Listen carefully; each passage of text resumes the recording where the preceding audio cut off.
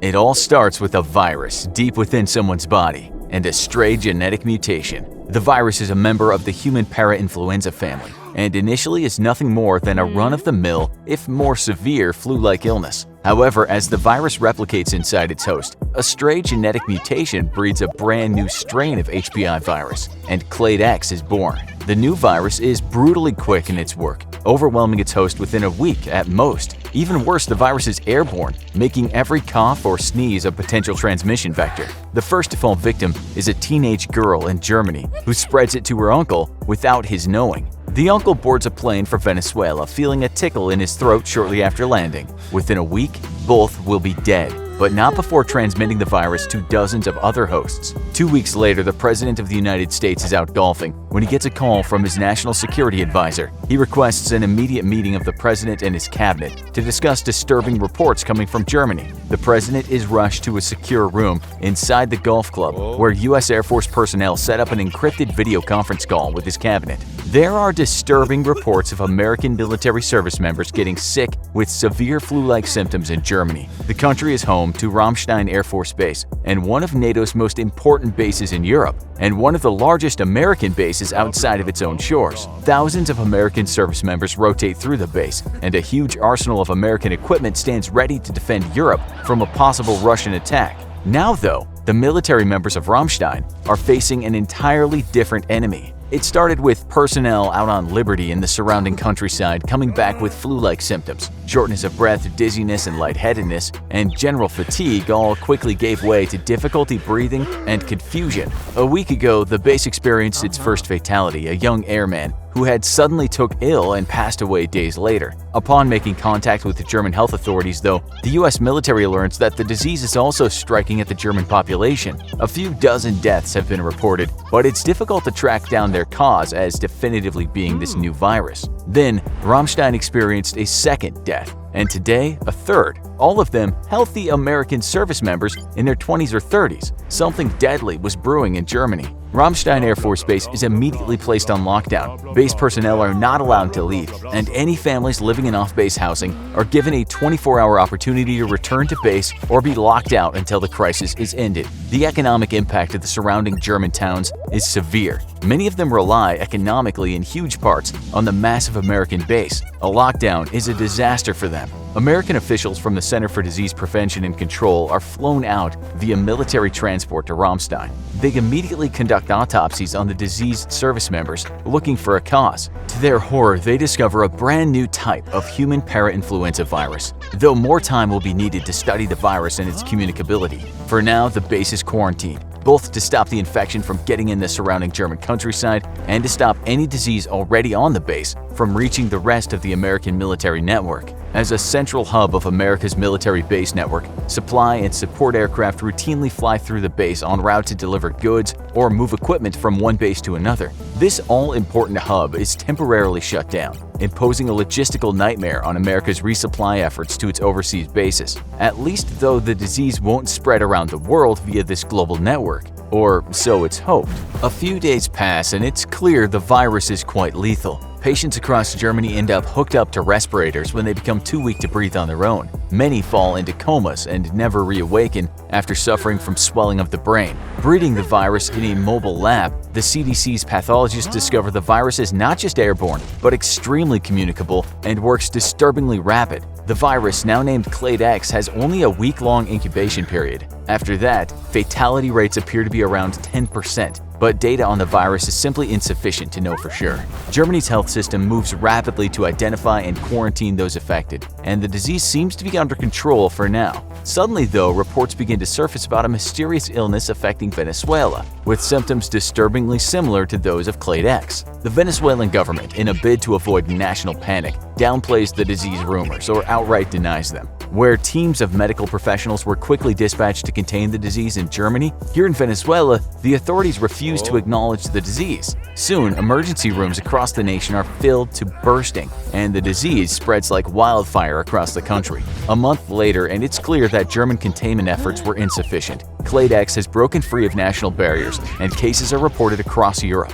A week after Clade X is identified in Spain, the virus makes the leap to Great Britain. European officials gather in an emergency meeting to plan coordination of national health services and to consider how to best contain the disease. The fatality rate lingers at around 14%, but over the course of the next few days, waves of infections boost the rate to nearly 20%. This prompts Great Britain to make a drastic move, shutting off most travel and trade from the continent to its shores. The economic hit to Europe is staggering, as other nations follow suit and overburdened health systems eat up more resources. A few days later, the president gets a call from the Jordanian ambassador. He's calling for aid. The virus has affected Jordan harder than the other Middle Eastern nations, and now the country is asking for help from the U.S. As a key and steadfast U.S. ally in the volatile region, the president has to carefully consider his options. If he answers the call for help and dispatches U.S. troops and health personnel, it'll risk infecting his own people as well as burdening the U.S. with hundreds of millions of dollars in operational costs. If he doesn't respond to the call for help,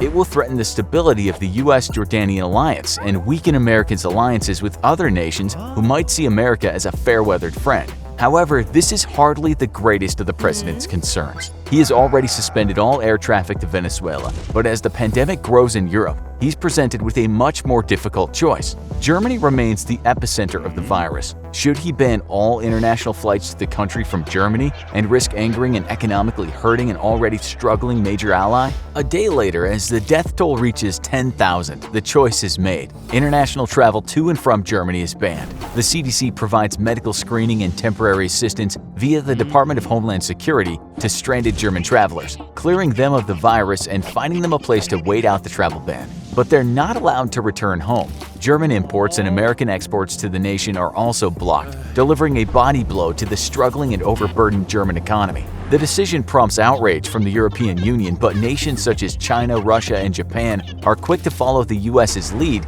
in banning all contact with Germany. Meanwhile, the outbreak in Venezuela has reached crisis proportions. The government has spent so much time denying or downplaying the outbreak that true figures on the infection rates and the scope of the infection across the country are impossible to determine. Refugees flee the country by the thousands every day, prompting one of South America's greatest refugee crises. At first, it's only 1 or 2 boats that show up making their way to Puerto Rico, each laden with a dozen Venezuelan refugees. The U.S. Coast Guard intercepts the refugee boats and moves them to quarantine facilities in Puerto Rico where they can be screened for the virus. Within days, though, the boats start numbering in the dozens, and the president orders the Coast Guard to not accept any more refugees. Coast Guard vessels are completely outnumbered as they move to intercept refugee boats, and the U.S. Navy is quickly dispatched to assist. Even with their help, though, many boats make it to the shore, bringing many potentially infectious Venezuelans with them. The virus has already appeared in America, but the CDC has been quick to identify international travelers at risk of exposure and isolate them.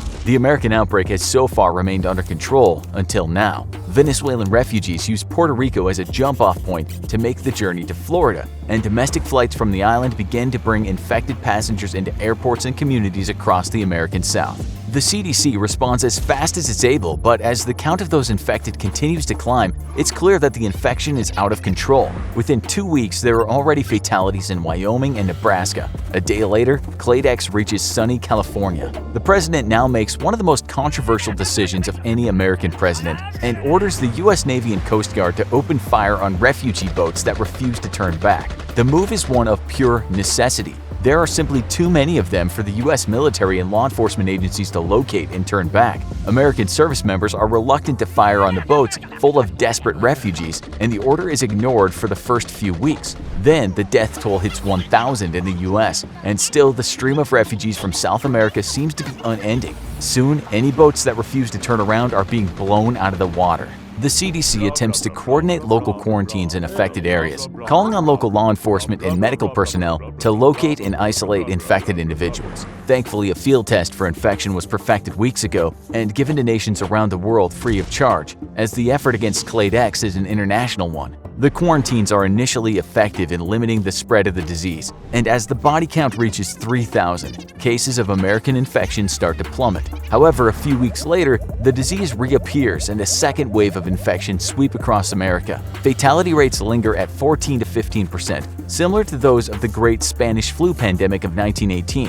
With so many infections, the medical insurance system collapses, and millions of potentially infected Americans are denied medical care. The move prompts those who fear they're infected to flock to emergency rooms, where they cannot be legally turned away for care because of a lack of insurance. Hospitals around the country are completely overwhelmed, and outrage at the medical insurance system and hospitals' overcapacity spills out into the streets in massive protests. The protests, however, only work as the disease vectors, and Clade X jumps quickly from host to host. In an unprecedented move, the US president follows China's example and begins to quarantine major American cities. This traps tens of millions of Americans in place as infection rampages through their cities and cripples the American economy. With the global economy on the whole similarly affected by Clade X, markets around the world crash one by one. The US economy suffers a collapse even greater than that of the financial crisis of 2008, rivaling the stock market crash of the 1920s and spurring on a new Great Depression.